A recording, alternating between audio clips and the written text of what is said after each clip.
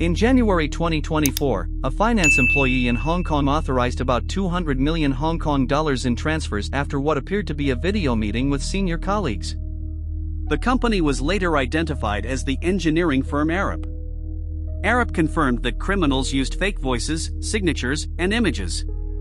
Hong Kong authorities said the meeting was a fabricated, pre-recorded conference assembled from public video clips and voices of the people being impersonated. The employee then received payment instructions through instant messaging. The loss was about $25 million. So how did a pre-recorded meeting defeat a payment process? The scam did not depend on one magical, flawless live deepfake. It combined synthetic media with a familiar workplace request, apparent authority, and a process that looked plausible enough to continue. The victim was not simply fooled by a face. The victim was persuaded by a whole situation. And that creates a new problem. If a face on a conference call can be manufactured, what should count as proof that the person giving an order is actually your boss? The technology is easier to understand if you separate it into parts.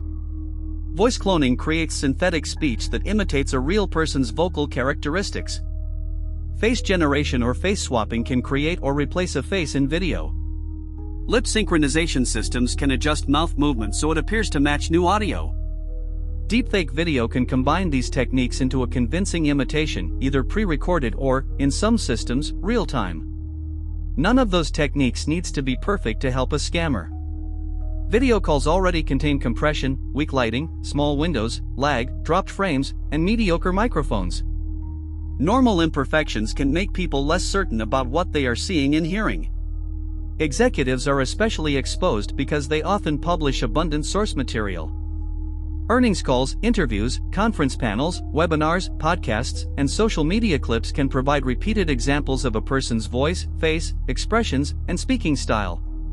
Public-facing employees can face the same problem. Synthetic media does not create trust from nothing. It borrows trust that already exists. The best way to understand AI impersonation is to start with an older scam, business email compromise, or BEC. In a traditional BEC scheme, criminals compromise or spoof a business account and use it to request a payment, change bank details, redirect an invoice, or obtain sensitive information. The message works because it appears to come from someone trusted. The FBI says BEC produced more than $55 billion in identified global exposed losses from October 2013 through December 2023. The core attack is social, not cinematic. It exploits routine business processes. AI can make that attack more persuasive. A fraudulent email can be polished into fluent business language or adapted to a target's role. A follow-up voice message can sound familiar. A video clip can appear to confirm that the executive approves the request. The channels reinforce one another. In 2025, the FBI's Internet Crime Complaints Center said businesses reported more than $30 million in BEC losses involving AI. But that figure comes from complaints and reported AI indicators, not forensic proof that every incident used a confirmed deepfake. AI adds another layer to a scam that was already effective without it. The most convincing attacks are rarely built from synthetic media alone. Criminals can combine it with information from data breaches, public company pages, social networks, vendor records, stolen mailboxes, or other leaks. Knowing a real project, supplier, travel schedule, or finance team structure can make a false request feel internally consistent. Then social engineering supplies pressure. The request is confidential. The deal is time-sensitive. The boss is traveling. The bank deadline is today. The employee is told senior leadership has already approved everything. Workplace hierarchy can turn hesitation into a personal risk. Delaying the transfer may feel like disobeying an executive. A fake executive call can push an employee toward a wire transfer, changed payment instructions, credentials, payroll information, customer data, or sensitive documents. The synthetic face is only one piece in a story engineered to close off doubt. Remote work can increase the plausibility of that story. On international teams, employees may receive urgent requests from people they have never met in person, across time zones, through unfamiliar numbers or new meeting links. Cross-border payments and asynchronous approvals can also be ordinary. Remote work is not unsafe.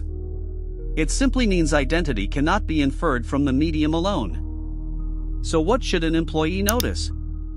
Start with the request, not with the pixels. The strongest warning signs are procedural. A payment moves to a new account. A senior person asks to bypass normal approval. Someone demands secrecy from colleagues who would normally be involved. An urgent request arrives through a new channel. A caller resists an independent callback. Details conflict with contracts, calendars, or known responsibilities. The more a request asks you to break process, the less important it is whether the face looks perfect. Technical anomalies can still be clues. Lip movement that repeatedly fails to match speech, strange lighting around a face, unnatural voice cadence, or inability to respond naturally to an unexpected question may justify extra verification. But none proves a deepfake. Network lag, camera processing, accessibility tools, and ordinary compression can create similar effects. A strong synthetic imitation may show no obvious defect. Trying to become a human deepfake detector is the wrong primary defense. The safer question is not, does this video look fake? It is, what independent evidence confirms this high-risk request? For high-risk actions, verification should be independent of the message that created the request. If an executive asks for a transfer, the employee can call back using a number from the corporate directory, not one supplied in the message. A change in bank instructions can require confirmation through a separate approved channel.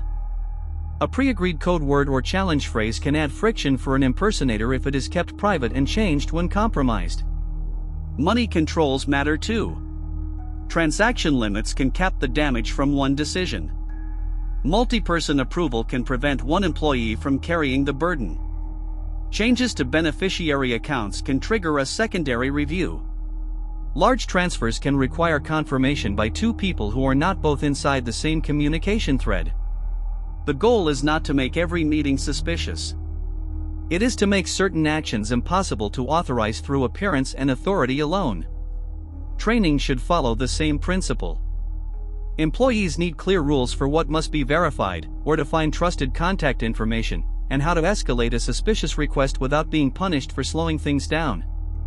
Simulations can practice those procedures without shaming people who make mistakes. A healthy security culture makes verification routine, not accusatory. Deepfakes also create a problem after the scam. A fake recording can damage a person's reputation before investigators establish where it came from. At the same time, the existence of deepfakes gives dishonest people a new defense against authentic evidence. They can claim a real recording is synthetic.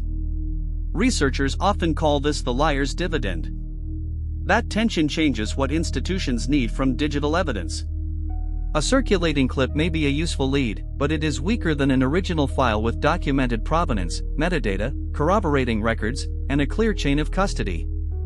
NIST has emphasized provenance and content authentication as ways to record the origin and history of digital material. Detection tools can help, but no single detector should be treated as an oracle. It is also essential to separate confirmed incidents from demonstrations. The Arup fraud is a documented real-world case. The company confirmed fake voices, signatures, and images were used, and Hong Kong authorities described the fabricated conference and transfer loss. Academic research has demonstrated that real-time deepfake systems and countermeasures are technically possible. Those demonstrations show capability. They do not prove that every suspicious video call used the same technique. That distinction protects both accuracy and trust. The defensive lesson is old-fashioned. Do not let a single channel authorize a high-consequence action. An email can be spoofed. A phone number can be spoofed. A voice can be cloned. A face can be generated. Even a video conference can be staged or manipulated. The answer is not to distrust every colleague.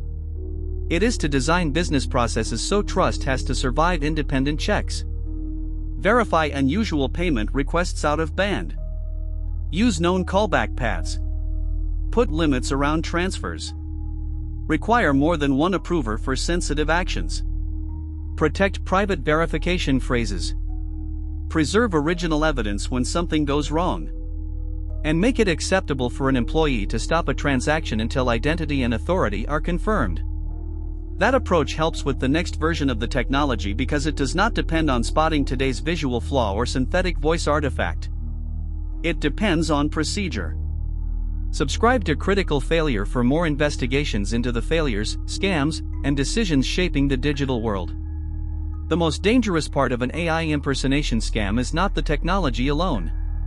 It is the trust the technology exploits.